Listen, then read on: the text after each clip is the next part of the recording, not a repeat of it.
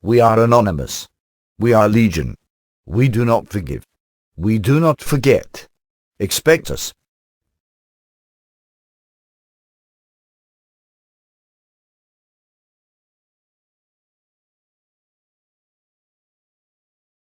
Time when every threat has to be taken seriously. And that means everyone has to be prepared, from the law enforcement patrolling your streets to the teachers in your child's classroom. But now school board members in Jefferson County are taking a proactive approach when it comes to dealing with threats. 7 News anchor Nate Fluharty joins us live tonight with a preview of what's being done. Nate? Well, Jamie, the last couple months have not been easy for a lot of the students and teachers in the Steubenville School District. In addition to having their regular classroom duties, they've also had to deal with the national media hounding them for information. And just this week, that situation got worse as threats were made online, causing the entire district to be put on lockdown. Today, Superintendent Mike McVeigh wanted to reassure parents and children that they are doing everything they can to keep everyone safe. Just hours ago, the Board of Education released a statement with all the plans they have in place from here on out. We have been fully cooperating with the police investigation from day one in mid-August. It is now a police case, but with the events that have precluded, we decided to bring the media out at this time. We thought it was the time to do it. We did not do it sooner because we did not want to interfere with the case. We did not want to interfere with our regular school functions and school day. McVeigh says their main goal is to keep students and faculty safe and provide excellent academics. Since the threat, they've added extra security at the school events as well as the schools themselves. Last night, an administrative counselor was hired to act as a liaison with current counselors and students, and expanding the education programs in their curriculum to raise awareness of sexual harassment and bullying. Now, we're going to have much more on what school officials are doing coming up tonight on 7 News at 6. For now, reporting live in the studio, I'm Nate Fluharty. Jamie, back to you. Thanks, Nate. Also in Steubenville, the FBI continues to investigate after cyber threats that include a death threat were received by Jefferson County Sheriff Fred Abdella and an email that apparently shut down Police Chief Bill McCafferty's computer. The threats are reportedly a part of a series of online messages that have targeted individuals and authorities dealing with the increased attention over the Steubenville rape case.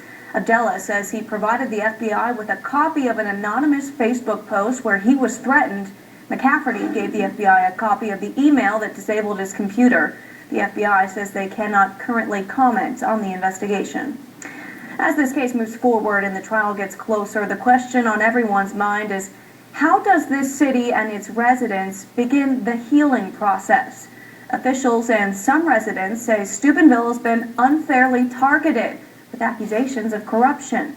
Others say they are only shining a spotlight on an alleged sexual assault by 2 Steubenville football players that's now turned into a national outrage. What has to occur for this city to heal? Well, for the next several nights, we are looking into that question from people who live and work in the Steubenville community. Watch for our first report tonight on 7 News at 6 and on Facebook, where we are asking for your input on how to help the community heal. And this is where we want you to weigh in. Our Laudamus Security web poll question asks, how does the city of Steubenville begin to heal in the wake of the notoriety of the rape case? You can choose from these answers through the school system, through the church, through law enforcement, through the community, or other. We'll bring you those results later tonight. Of course, this question sparked a lot of feedback on our WTRF Facebook page. John says, quote, really? If the town wants healing, maybe they should have done the right thing from the start instead of trying to cover it up. Why doesn't the town worry about the healing that poor girl needs instead of the town? Lorraine says, quote, things have gotten so out of hand. The fact that Harding Middle School had a threat towards them was beyond the breaking point. There was no need to involve innocent people. My children were so scared when I picked them up from school Tuesday. This is going to drag on for a very long time. Jane Doe needs justice in order to start the healing process, end quote. If you have a comment on this or any other story, we would love to hear from you.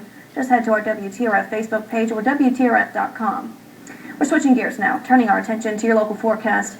We're taking a live look out. And while today's news doesn't mean additional charges will happen or are pending, it does verify that additional charges, which many critics have called for, are still theoretically possible. Now, we've gone back through the court transcripts of the probable cause hearing that happened back in October, and prosecutors from Mike DeWine's office did say that they, meaning prosecutors, because they did not have certain possible video evidence, one of the witnesses would not be charged, quote, at this point in time. And further down, prosecutors said to a second witness, quote, "You're not being charged because we can't find the photos you took. Do you understand how lucky you are?" End quote. To which the witness answered, "Yes, ma'am." Now, the Attorney General also confirmed for us today that the state-level investigation is nearing its end. The Attorney General's Bureau of Criminal Investigation has been the lead agency on the case, and special prosecutors from DeWine's office are making the case against the two teens, both 16-year-old Steubenville High School athletes. DeWine has repeatedly said that the investigation was ongoing, but would not comment on whether that meant additional arrests or charges were possible. Today, he confirmed at least that that door remains open. We've offered nothing, made no promises to any witness in this case, and that's been consistent throughout. We have not promised anybody anything. No deals have been cut with anybody.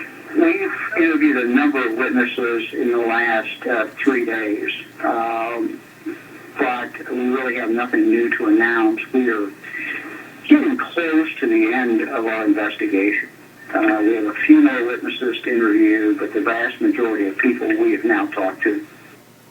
Now, today's other big development, Steubenville City School Superintendent Mike McVeigh granted a series of sit-down interviews about the impact the case has had and might yet have on his district.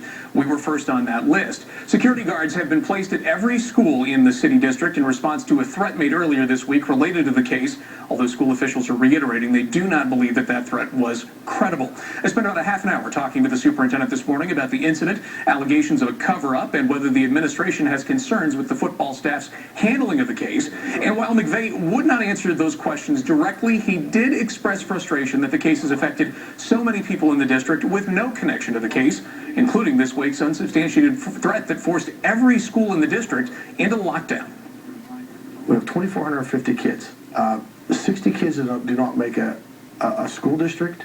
One football program does not make a school district. It is part of our goal to achieve academic excellence, as in all our other programs, and our goal is to graduate these kids, make them compassionate, make them caring, and hopefully make them better decision makers. I think a lot of the outrage that's happened have been not of issues that could be prosecuted or issues that are legal, yes, but questions of character. Absolutely.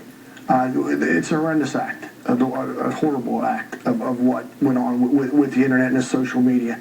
And we're going to explore the more social medias to get them more educated with that, to be more specific. So with that learning point or teaching point per se, I think we have to be aware of, hey, that these are situations that can happen. And unfortunately, it's come to light in Steubenville, Ohio. McVeigh said the district is expanding programs for students dealing with issues of sexual harassment, bullying, date rape, and substance abuse, all of which have come up as issues in this case, especially since so many students and former students appear to be sharing insensitive comments, video, and pictures via social media. McVeigh is the district's official spokesman, and every time we've asked head football coach Reno Suckouch for a comment, the coach has said he's been told to refer all questions back to Mr. McVeigh. McVeigh said today any questions about the coach should be handled by the school board during board meetings, and reiterated that the district is fully cooperating with the investigation.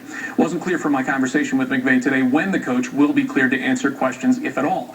Now, we posted the entire uncut interview with all of my questions and the questions asked by our videographer Del Barris to the superintendent on our website, WTOV9.com. Natalie?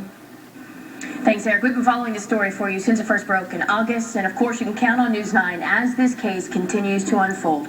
We've posted all of our stories related to the case for you on our website, WTOV9.com.